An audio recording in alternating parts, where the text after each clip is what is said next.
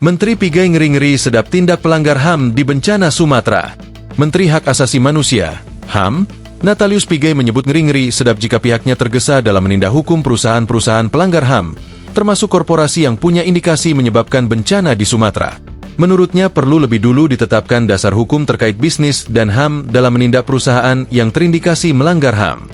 Jadi memang kalau punishment, hukuman, terhadap perusahaan-perusahaan yang melanggar HAM itu lebih ngeri-ngeri sedap, kata Pigai setelah membuka musyawarah perencanaan pembangunan, Musrenbang, HAM di kawasan Tanah Abang, Jakarta Pusat, Senin, 8 Desember 2025. Pigai menerangkan penindakan terhadap perusahaan pelanggar HAM harus berlandaskan aturan induk.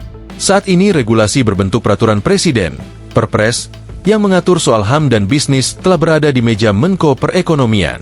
Jika disepakati, maka regulasi itu akan dibawa ke Istana Negara untuk disahkan oleh Presiden Prabowo Subianto. Begitu rancangan Perpres itu disetujui, ditandatangani oleh Presiden, maka Perpres itu akan menjadi pedoman bagi pengelolaan usaha, bisnis, kata dia. Saat ini Kementerian HAM masih berfokus membantu penanganan dan pemulihan pasca bencana. Kami ini baru pada penanganan bencana ya, ucap dia. Banjir bandang dan longsor di Sumatera diduga diperparah akibat kerusakan lingkungan.